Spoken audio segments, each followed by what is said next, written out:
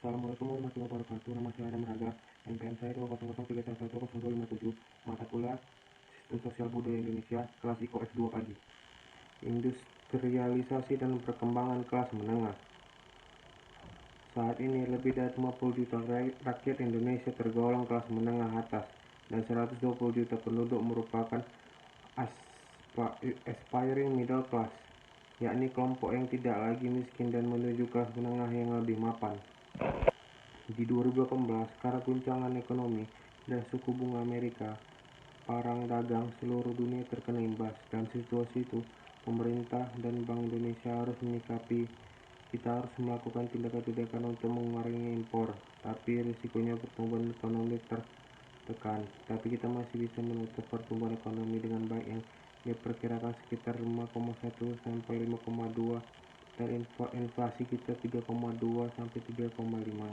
Ini di situasi di tengah guncangan terjadi dan sering kita tidak melihat sisi ini. Terlebih dalam komunikasi politik, dari capaian ini APBN kita tutup dengan defisit 1,76 yang sangat baik. Kita win dan win, artinya kita melewati guncangan growth terjaga dan APBN kita masih bagus.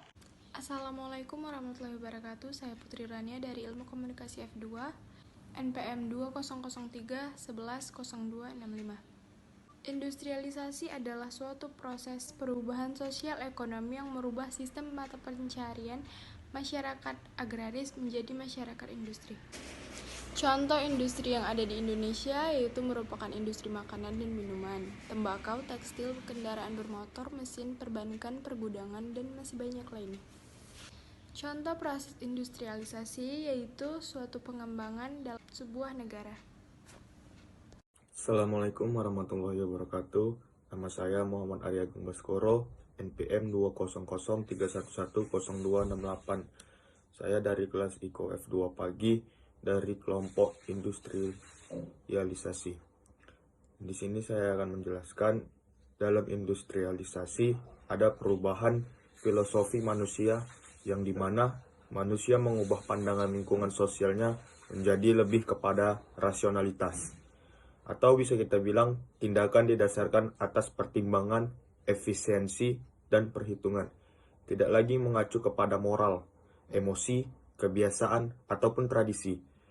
Menurut para peneliti, ada faktor yang menjadi acuan modernisasi industri dan pengembangan perusahaan, mulai dari lingkungan politik, hukum yang menguntungkan untuk dunia industri dan perdagangan.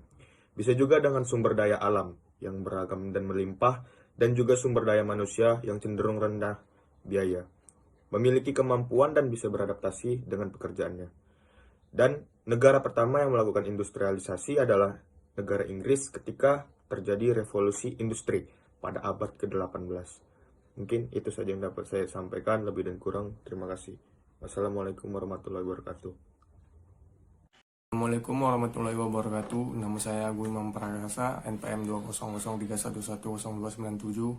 Saya dari kelas IKO F2 pagi dari kelompok 5. Saya ingin menjelaskan peningkatan jumlah kelas menengah di Indonesia mendorong terjadinya perubahan perilaku konsumsi. Bepergian atau traveling merupakan salah satu fenomena yang mengalami pertumbuhan luar biasa, terdorong keberadaan kelas menengah. Bagi kelas menengah, hiburan makin dianggap sesuatu yang baik, liburan domestik atau inbound, maupun mancanegara atau outbound. Menurut penelitian Global Travel Intention Study 2015, jumlah outbound wisatawan asal Indonesia lebih tinggi dari rata-rata global. Tren ini dapat dilihat dari jumlah frekuensi penerbangan pesawat yang naik, peningkatan jumlah pemesanan kamar hotel, kemacetan di berbagai lokasi wisata, serta tumbuhnya perusahaan travel agent. Sekian yang bisa saya sampaikan, lebih dan kurang mohon maaf. Assalamualaikum warahmatullahi wabarakatuh. Dari waktu ke waktu, keberadaan kelas menengah dalam kurung middle class selalu menarik perhatian untuk dikaji. Meski demikian, kesepakatan tentang kategori apa dan siapa kelas menengah masih menjadi bahan perdebatan. Pengaruh kelas menengah dalam bidang ekonomi diyakini dapat mempromosikan pembangunan karena kemampuan kelas menengah meningkatkan produktivitas masyarakat.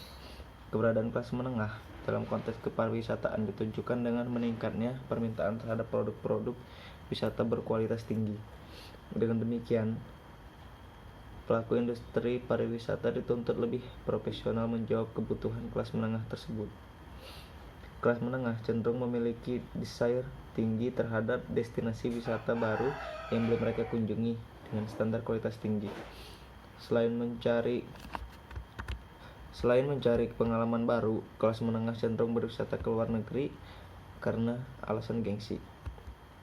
Negara-negara yang menjadi tujuan utama kelas menengah berwisata ke luar negeri antara lain Singapura, Malaysia, Hong Kong, Cina, Korea Selatan, dan Arab Saudi.